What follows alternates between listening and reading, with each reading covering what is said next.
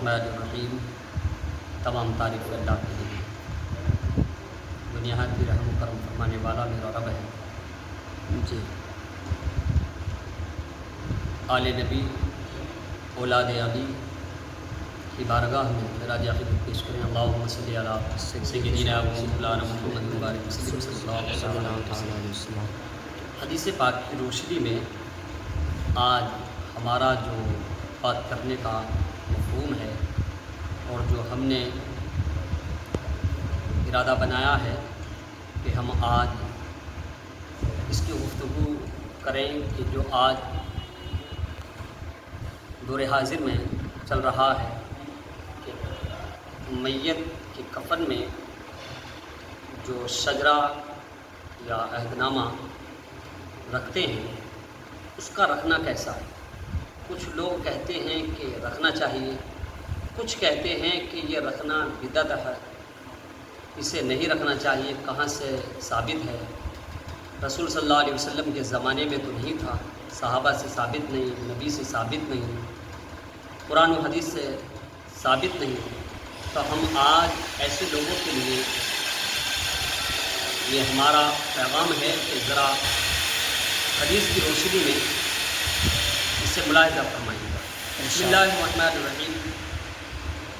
اس مسئلے میں بحث دو مسئلے ہیں۔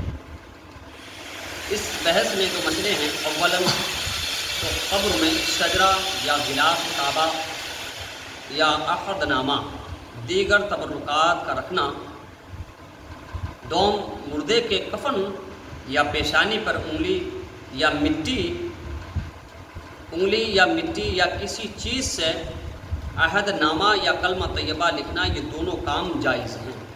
جی یہ دونوں کام مٹی سے بھی آپ لکھ سکتے ہیں اگر کوئی خوشبو نہیں ہے، آپ عہد نامے کو خوشبو سے بھی لکھ سکتے ہیں، کلمہ طیبہ بھی آپ لکھ سکتے ہیں۔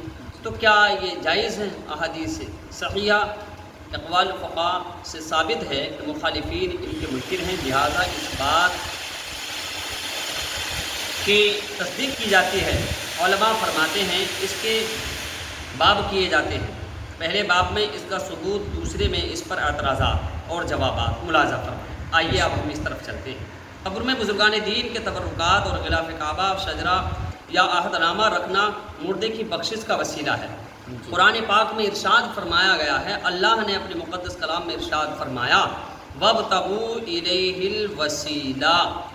یوسف علیہ السلام نے اپنے بھائیوں سے فرمایا اور کہا تھا کیا کہ اذهبوا بقمیصی ھذا فألقوه علی وجہ ابی یاتی بصیر، میری قمیص لے کر جاؤ اور والد ماجد کے منہ پر ڈال دو، ان کی جو آنکھوں کی روشنی جا چکی ہے وہ اس کی برکت سے واپس آ جائے گی۔ سبحان اللہ، سبحان اللہ۔ جی معلوم ہوا کہ بزرگوں کا لباس شفا بخش ہے، یعنی شفا بخشتا ہے، جی کیونکہ یہ ابراہیم علیہ السلام کی قمیص تھی جو حضرت یوسف علیہ السلام نے اپنے بھائیوں کو اپنے والد محترم کے لیے حضرت یعقوب علیہ السلام کے لیے بھیجی تھی، کیونکہ یوسف کے غم میں روتے روتے ان کی آنکھوں کی روشنی چلی گئی تھی۔ جی اور جب وہ اپنے بھائیوں سے ملے تو انہوں نے پوچھا ان کا حال، تو انہوں نے کہا کہ والد صاحب کی آنکھوں کی روشنی جا چکی ہے تمہارے غم میں روتے روتے۔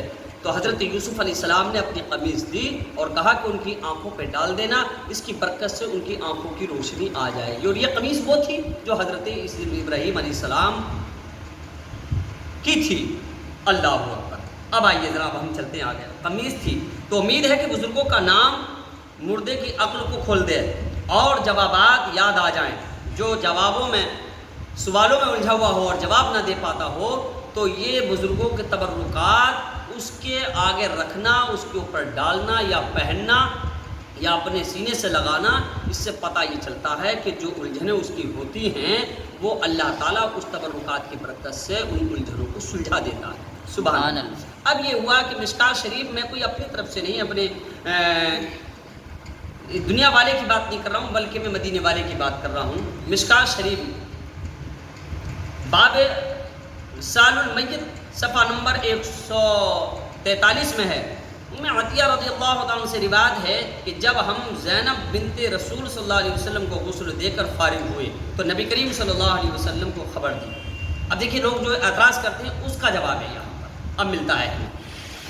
خبر دی ہم کو حضور علیہ السلام نے اپنا تہمند شریف دیا اور فرمایا کہ اس کو تم کفن کے اندر جسم میت سے متصل رکھ دو, میت کے جسم کے برابر سے رکھ دو.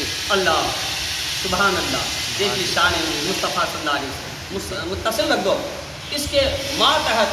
اور فرمایا ھذا الحدیث یا صلاح فی تبارک باثار الصالحین ولباسہم کما یفعلہ بعض مرید المشائخ من لبس اقسمہم فی القبور.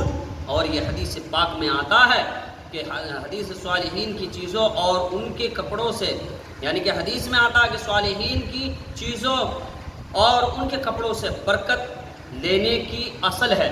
جیسے کہ مشائخ کے بعض مریدین قبر میں مشائخ کے کرتا پہنا دیتے ہیں. اسی حدیث کے ماتحت فرمایا گیا کہ حدیث میں آتا ہے کہ ان سے صالحین کے جسم سے لگا ہوا کوئی کپڑا, تہمند ہوا, کرتا ہوا, امامہ ہوا یا رومال وغیرہ ہوا, یہ اگر اس میت پر رکھ دیا جاتا ہے, اس کے کفن میں رکھ دیا جاتا ہے, تو اس سے اس کی مغفرت اور بخشش بھی ہو جاتی ہے. سبحان اللہ, یہ حدیث پاک. اب آگے چلتے ہیں.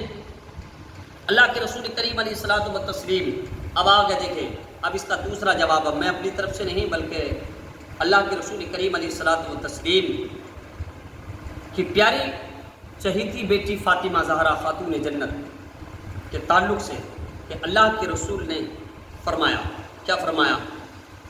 اور حضرت علی کرم اللہ وجہ الکریم رضی اللہ تعالیٰ عنہ سے اس کے راوی بھی ہیں, اور آپ فرماتے ہیں خاتون جنت حضرت فاطمہ زہرا رضی اللہ تعالیٰ عنہ کا جب انہا بیمار ہوئی تو حضرت علی کرم اللہ وجہ الکریم نے ان سے فرمایا, اے فاطمہ میری وصیت ہے کہ جب حضور صلی اللہ علیہ وسلم کے پاس پہنچو تو میرا سلام عرض کرنا اور کہنا یا رسول اللہ میں آپ کا بڑا مشتاق ہوں. حضرت فاطمہ نے فرمایا میری بھی یہی وصیت ہے, اور وہ یہ کہ جب میرا انتقال ہو جائے تو تم مجھ پر چیخنا چلانا مت کرنا اور ماتم بھی نہ کرنا, اور میرے نور چشم حسن و حسین کو مارنا نہیں. اور اے شیر خدا, دیکھیے حضور صلی اللہ علیہ وسلم